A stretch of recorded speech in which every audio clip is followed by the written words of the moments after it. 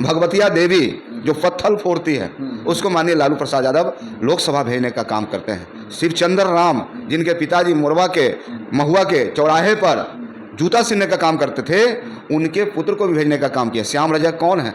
दर्जनों उदाहरण है, सैकड़ों उदाहरण। यानी लालू प्रसाद यादव का विद्यालय वह पाठशाला है जहां से सामाजिक न्याय की क्रांति निकलती है, बुनियाद निकलती है। आज लालू प्रसाद यादव नहीं होते, मुख्यमंत्री नीतीश कुमार भी बिहार के मुख्यमंत्री नहीं होते। मुख्यमंत्री नीतीश कुमार कहीं भारतीय जनता पार्टी आरक्षण विरोधी है। तब तो तेजस्वी प्रसाद यादव ने साहब इस बिहार में 65% आरक्षण का प्रावधान लाया सर्वदलीय।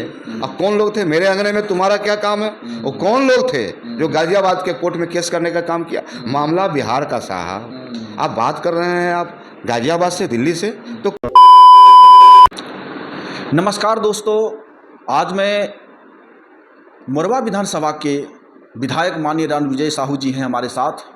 ऑपरेशन सिंदूर पर प्रधानमंत्री नरेंद्र मोदी जी आए और उन्होंने कहे कि जो मैं वचन देता हूं वो मैं पूरा करता हूं। कितना वचन दिए, कितना पूरा किए, आज जानकारी लेते हैं माननीय विधायक जी से। पहले सर मेरे चैनल में आपको स्वागत है। बहुत बहुत धन्यवाद आपका। प्रधानमंत्री जी कहते हैं कि हम जो वचन देते हैं वो पूरा करते हैं। बीते पहलगाम की जो घटना हुई उसके कल होके हमने आया, बिहार में वचन दिया था कि ऑपरेशन सिंदूर के नाम पर हमने ये पूरा करके फिर से बिहार वासियों को कहने आया हूँ। बिहार वासी माननीय प्रधानमंत्री जी से यह पूछना चाहते हैं, माननीय प्रधानमंत्री जी, आपने वादा किया था देश की जनता के साथ, बिहार की जनता के साथ, कि मैं सत्ता में आऊँगा तब 15-15 लाख रुपया सही गरीब के खातों में डालने का काम करूँगा। कहाँ गए आपके वादे? आपने कहा था कि 2022 तक किसानों की आय हम दुगुना करने का काम करेंगे। आपने ये वादा पूरा नहीं किया। आपने कहा था कि बिहार को विशेष राज्य का दर्जा हम देंगे, आपने नहीं दिया। आपने कहा था कि बिहार की तरक्की के लिए, बिहार की उन्नति के लिए हम बिहार को विशेष पैकेज देने का काम करेंगे, आपने वो नहीं दिया। और आपने नौजवानों युवाओं से भी वादा किया था। आपने कहा था कि बिहार के नौजवान और देश के नौजवान, बिहार में सबसे ज़्यादा पलायन है, सबसे ज़्यादा देश गरीबी रेखा के नीचे अगर कोई राज्य है तो बिहार है। मैं यहाँ देश भर में 2 करोड़ नौजवानों को रोज़गार देने का काम करूँगा। मोदी जी, आपने ये भी पूरा नहीं किया। माननीय प्रधानमंत्री जी, बिहार की जनता आपसे पूछती है कि आपने कहा था कि हाजीपुर, जहाँ चिनिया केला के लिए जाना जाता है, दुनिया में मशहूर है, जहाँ लीची मुजफ्फरपुर में पूरे दुनिया में जाना जाता है, गन्ना बेतिया में जाना जाता है, लेकिन आपने सभी क्षेत्रों के लोगों को सिर्फ ठगने का काम किया। आपने कहा था कि सभी जगह हम प्रोसेसिंग लगाएंगे, किसानों की तरक्की करेंगे, उनके आय में वृद्धि होगी, हम यहाँ कपड़ा का उद्योग भी लगाएंगे, हम लीची का प्रोसेसिंग करेंगे। प्रधानमंत्री जी तो जितना बार आते हैं बिहार में तो नई नई सौगात देते हैं और इस बार भी 48,500 करोड़ का सौगात दिए हैं कि बिहार अब तरक्की कर रहा है। देखिए, ये सब आयवास है, ये सब अंक गणित का और इकोनॉमिक्स का पूरा उलझाया हुआ मामला है। बिहार की जनता पूछना चाहती है कि इस देश में डबल इंजन की सरकार है।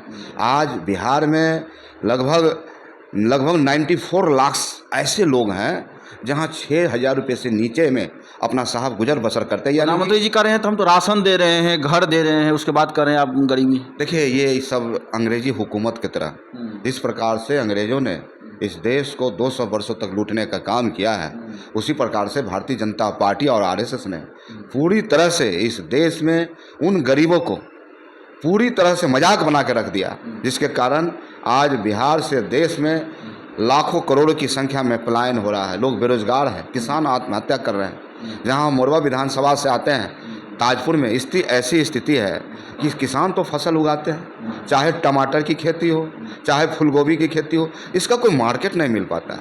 आखिर इसके लिए जिम्मेदार कौन है?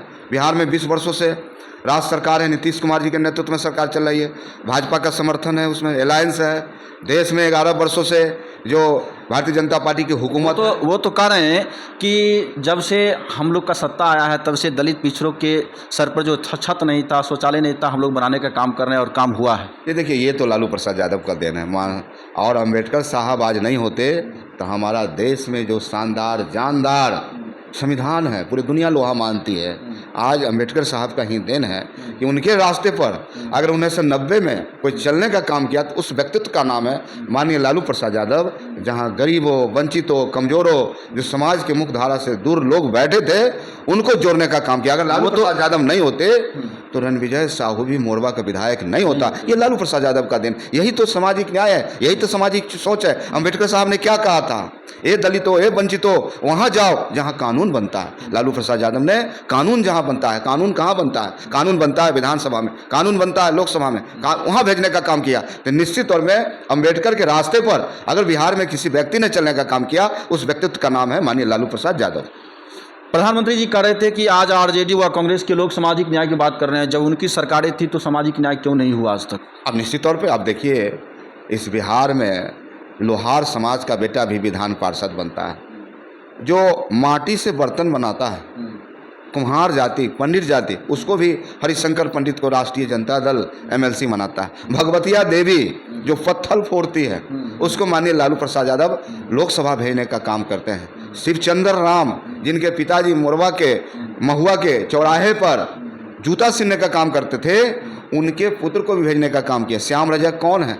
दर्जनों उदाहरण है, सैकड़ों उदाहरण। यानी लालू प्रसाद यादव का विद्यालय वह पाठशाला है जहां से सामाजिक न्याय की क्रांति निकलती है, बुनियाद निकलती है। आज लालू प्रसाद यादव नहीं होते, मुख्यमंत्री नीतीश कुमार भी बिहार के मुख्यमंत्री नहीं होते। मुख्यमंत्री नीतीश कुमार जी कह रहे हैं कि 24 अक्टूबर 2005 से पहले बिहार में कुछ नहीं था। हमने महिलाओं के लिए पुल, सड़क योजना, शिक्षा के लिए, यहाँ तक कि महिला के लिए आरक्षण भी हम लोग आवंटित किए। देखिए, 2005 से पहले गांधी सेतु पुल भी था, जहाँ से हम पार करके राजधानी जाते हैं। 2005 के पहले पटना यूनिवर्सिटी था। 2005 के पहले पीएमसीएच भी था।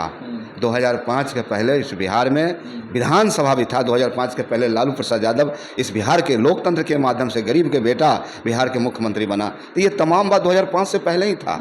सामाजिक प्रधानमंत्री जी कह रहे हैं कि हमने जातिगत जनगणना का मुद्दा हमने फैसला लिया है, अब पूरे देश में कराने जा रहे हैं। तो विपक्ष के पास अब ऐसा कोई मुद्दा नहीं है जो हम पर प्रहार कर सकता है या इस प्रकार का आरोप लगा सकता है? ये लोग देखो, अम्बेडकर विरोधी लोग हैं, संविधान विरोधी लोग हैं, आरक्षण विरोधी लोग कौन थे? आज कौन? मोहन भागवत कौन है? इन्होंने क्या कहा? आरक्षण की समीक्षा होगी, नया तय किया जाएगा, लिमिटेशन तय किया जाएगा। तो आज जिनके आरएसएस के प्रमुख ही बताते हैं कि आरक्षण की हम समीक्षा करेंगे, उसके सीमा को हम घटाएंगे, तो कहीं ना कहीं भारतीय जनता पार्टी की मानसिकता, जिनके प्रमुख के मानसा में नागपुर से पूरी तरह से संचालित होता है, तो कहीं ना कहीं भारतीय जनता पार्टी आरक्षण विरोधी है। तब तो तेजस्वी प्रसाद यादव ने साहब इस बिहार में 65% आरक्षण का प्रावधान लाया, सर्वदलीय। अब कौन लोग थे? मेरे अंगने में तुम्हारा क्या काम है? वो कौन लोग थे जो गाजियाबाद के कोर्ट में केस करने का काम किया? मामला बिहार का साहब। आप बात कर रहे हैं आप गाजियाबाद से, दिल्ली से, तो कहीं ना कहीं भारतीय जनता पार्टी की एक साजिश हुई जो आरक्षण विरोधी है। आज 65% आरक्षण पास हो जाता, 9वीं सूची में अगर डाल दी जाती, केंद्र सरकार डाल जाती, तो कोई माय का लाल न था कि उसको छेड़छाड़ कर देता, संविधान में लागू हो जाता। आज जितने बच्चे बिहार के, सिपाही बहाली हो, होमगार्ड बहाली हो, नर्स बहाली हो, टीचर बहाली हो, एसएससी बहाली हो, तमाम ऐसे जो कंपटीशन है, बिहार पब्लिक सर्विस कमीशन हो, तो हमारे दलित, अति पिछड़ा और महादलित के बच्चे, उसमें उनको आरक्षण मिलता। कहीं ना कहीं इन समाज में, इन वर्गों में एक काफ़ी गुस्सा है, जिसका परिणाम आने वाला विधानसभा में दिखेगा। प्रधानमंत्री जी कह रहे हैं कि बाबा साहब अम्बेडकर का संविधान को नक्सली से पसंद नहीं है, अर्थात नक्सली लोग बाबा साहब अम्बेडकर के संविधान को पसंद नहीं करते हैं, जबकि हमने नक्सली को अपने विचारों में परिवर्तन लाकर उसे जन जागरण में मुख्य धारा में जोड़ा, जबकि पिछले साल जो भी सरकारें चलाएं वह नक्सलियों का यूज करते थे। देखिए, आप जब बात करना चाहते हैं आतंकवादी और नक्सलवादी, तो आपको याद दिलाना चाहता हूँ कि माननीय प्रधानमंत्री जी रात के 12 बजे टीवी के सामने में खड़ा होकर देश के 140 करोड़ जनता को उन्होंने संबोधित किया और कहा कि पूरी तरह से नोटबंदी, देश सख्ते में आ गया। उन्होंने बताया कि आतंकवाद को ख़त्म करना चाहते हैं। आज प्रधानमंत्री जी जवाब देंगे कि आज जो पुलवामा में जो घटना घटी, जो चारों आरोपी आतंकी, वो कहाँ हैं? अभी तक आतंकवादी पर कोई कार्रवाई नहीं हुआ, उस पर कहीं राजनीति हो रही है। ये क्या ऑपरेशन सिंदूर के बहाने बिहार के जो 2025 विधानसभा चुनाव है उसको अपने पाले में लाने की कोशिश है? निश्चित तौर पे यह देश साहब सबों का है और गरीबों में जज्बा रहा है देश की आज़ादी की प्रति। जब इतिहास, बिहार की मुद्दा ऑपरेशन सिंदूर पर चलेगा या सामाजिक न्याय के साथ विकास पर चलेगा? ये सामाजिक न्याय और विकास पर चलेगा। आज बिहार में, देश में हजारों ऐसे व्यक्ति जो स्वतंत्रता सेनानी, जिन्होंने कंधे पर तिरंगा लेके और इस देश की कुर्बानी दी थी, आज़ादी दिलाई थी। लेकिन भारतीय जनता पार्टी को हर चीज़ में हिंदू मुस्लिम, मंदिर मस्जिद, हिंदुस्तान यहाँ तक कि सेना पर भी नहीं छोड़ रहे। उनके मंत्री आतंकवादी के बहान क्या क्या तगमा दे रहे हैं सेना को। और 1962 में भी युद्ध हुआ था, 1975 में भी युद्ध हुआ था। किसी सरकार ने क्रेडिट लेने का काम किया? ये सेना है, हमारे योद्धा है, हमको भरोसा है उन पर, हमें गर्व है कि हमारे भारतीय सेना हमारी रक्षा करने के लिए बॉर्डर पर है। कहीं तो ऐसा तो नहीं है कि लाश के राजनीति पर कुछ ऐसा करके दिखाना और फिर वोट बैंक उसको बना के अपना यूज करना? देखिए, देश और बिहार की जनता महान है। जनता बोलती नहीं है, जनता फैसला देती है। और बिहार की जनता इतनी बुद्धिजीवी है, इतना समाजवादी है कि हमें लगता है कि 2025 में बिहार में सत्ता परिवर्तन होने जा रहा है। और बिहार के मुख्यमंत्री नौजवान युवा तेजस्वी प्रसाद यादव, जो उन बेरोजगारों को हमदर्द हैं और बिहार को तरक्की के रास्ते पर ले जाना चाहते हैं, तेजस्वी प्रसाद यादव बिहार में मुख्यमंत्री बनने जा रहे हैं। और बिहार का इतिहास भी रहा है सर, आखिरी क्वेश्चन। नौजवान युवा किसान ने करवट ली है, बिहार का सत्ता परिवर्तन हुआ है। आखिरी क्वेश्चन अपने विधानसभा के क्षेत्र से है कि बीते कुछ दिनों से हम लोगों ने जो रिपोर्टिंग किया है कि जो वंचित समाज हैं, दलित हैं, अति पिछड़ा हैं, कहीं ना कहीं बहुजन समाज के बीच लड़ाने की कोशिश चल रही है। और देखिए, ये तो राजनीतिक है और हम A to Z की बात करते हैं। राष्ट्रीय जनता दल सबों की पार्टी है और देखिए A to Z नहीं होता हमारे दल में तो रणविजय साहू आज संगठन के सेकंड चेयर पर है, प्रधान महासचिव इन बिहार राष्ट्रीय जनता दल। तो ये साबित करता है हम सबों की बात करते हैं, समाज को आगे लेकर चलना चाहते हैं। तेजस्वी प्रसाद यादव सबों की विकास चाहते हैं, लेकिन कुछ लोग चाहते हैं कि देश को हिंदू मुस्लिम ध्रुवीकरण की ओर। तो बिहार की जनता महान है, हमें लगता है कि आने वाला समय में बिहार की सत्ता पर तेजस्वी प्रसाद यादव ही बैठेंगे।